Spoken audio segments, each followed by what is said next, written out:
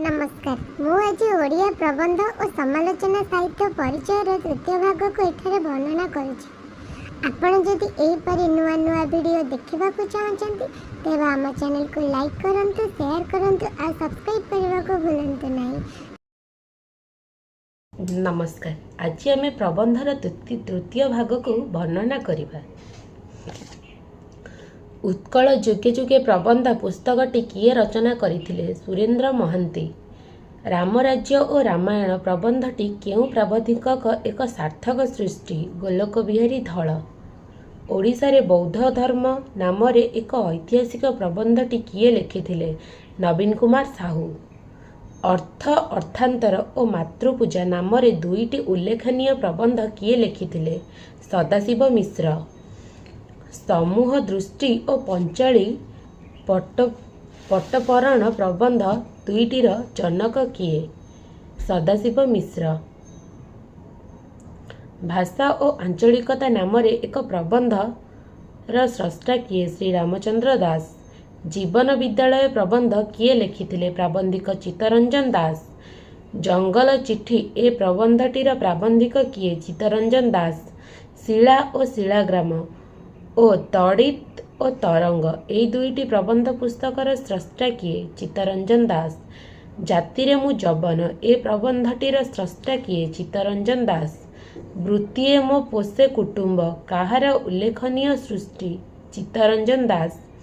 दृष्टि और दर्शन प्रबंधटी किए लिखिथिले? श्री चंद्रशेखर रथ।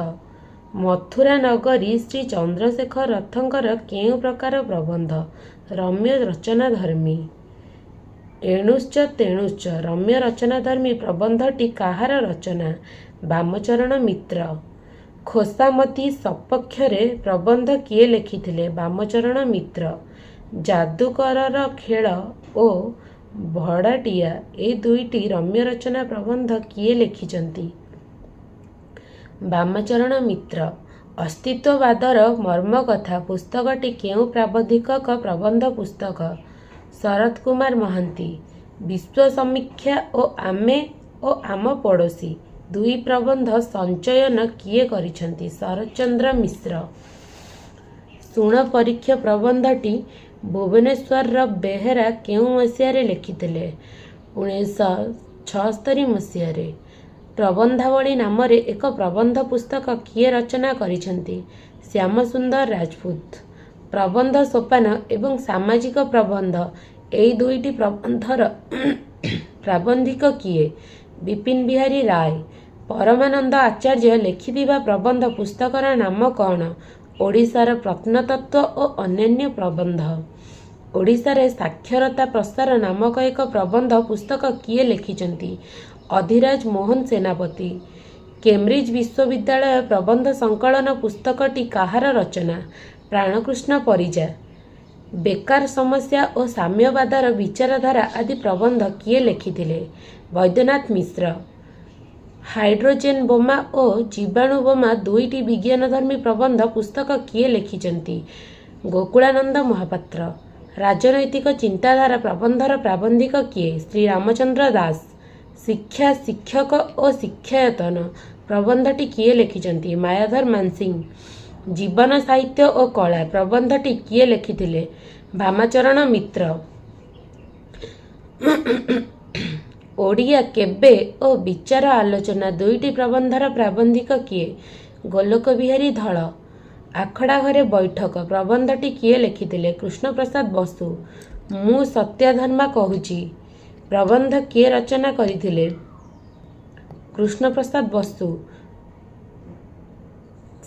मु सत्यधर्मा कहूची प्रबंध किए रचना करिथिले? चंद्रशेखर रथ। ध्वनि ध्वनि प्रतिध्वनि प्रबंध किए रचना करिथिले? महापात्र नीलमणि साहू। शताब्दीर आह्वान पुस्तक केउ प्राबंधिक रचना करिछंती? देवकांत मिश्र। विज्ञान और प्रकृति नाम रे प्रबंधटी किए रचना करिछंती? नृसिंह चरण पंडा। मु जदि धूमकेतु होइतांती प्रबंधटी काहार रचना? अनंत कुमार गिरी।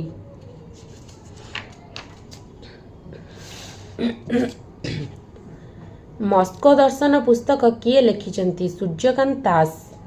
ବିବର୍ତ୍ତନ ଧାରାରେ ଶ୍ରୀ ଜଗନ୍ନାଥ ପ୍ରବନ୍ଧଟି କାହାର ରଚନା? ହରିହର କାନୁନଗୋ। ଜଗନ୍ନାଥଙ୍କୁ ନେଇ ନବକଳେବର ପ୍ରବନ୍ଧଟି କିଏ ଲେଖିଛନ୍ତି? ଅସିତ ମହାନ୍ତି। ଶ୍ରୀ ଜଗନ୍ନାଥ ଚେତନାର ଉଦ୍ଭବ ଓ ବିକାଶ ନାମରେ ପ୍ରବନ୍ଧଟି କିଏ ଲେଖିଛନ୍ତି? ବାସୁଦେବ ସାହୁ। ଶତାବ୍ଦୀର ଶେଷ କଳେବର ପ୍ରବନ୍ଧଟି କିଏ ରଚନା କରିଥିଲେ? ସୁରେନ୍ଦ୍ର କୁମାର ମିଶ୍ର।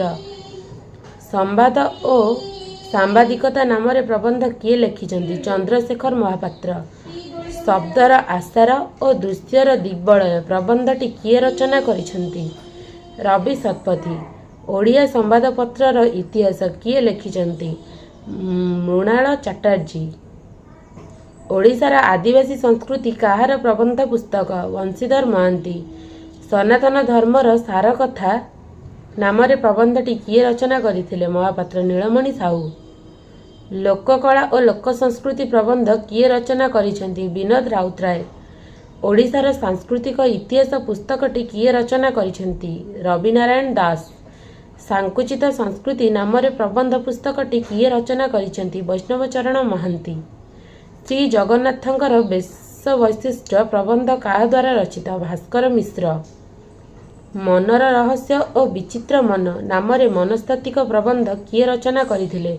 ଫକୀରମୋହନ ସାହୁ। ବିଜ୍ଞାନ ଓ ବିଚାରବୋଧ ନାମରେ ପ୍ରବନ୍ଧ କିଏ ରଚନା କରିଛନ୍ତି? ଦେବକାନ୍ତ ମିଶ୍ର। ଆଟମ୍ରୁ କ୍ୱାଣ୍ଟମ୍ ବିଜ୍ଞାନ ପ୍ରବନ୍ଧଟି କିଏ ରଚନା କରିଥିଲେ? ଶରତ କୁମାର ମହାନ୍ତି। ମହାକାଶର ଆହ୍ୱାନ ଓ ମହାଶୂନ୍ୟରେ ମଣିଷ ଏହି ଦୁଇଟି ବିଜ୍ଞାନ ଭିତ୍ତିକ ପ୍ରବନ୍ଧର ରଚୟିତା କିଏ? କୁଳମଣି ସାମଲ। ଚନ୍ଦ୍ରର ମୃତ୍ୟୁ ପ୍ରବନ୍ଧଟି କିଏ ରଚନା କରିଥିଲେ? ଗୋକୁଳାନନ୍ଦ ମହାପାତ୍ର। ନିଚଇ ସୁନ୍ଦରୀ ନାନା ପ୍ରବନ୍ଧରେ ତୁଇ ଚିବୁକେ ତର୍ଜନୀ ଦେଇ ଅତିମତ ହୋଇ ଏହା କେଉଁ କାବ୍ୟର ଅଂଶ?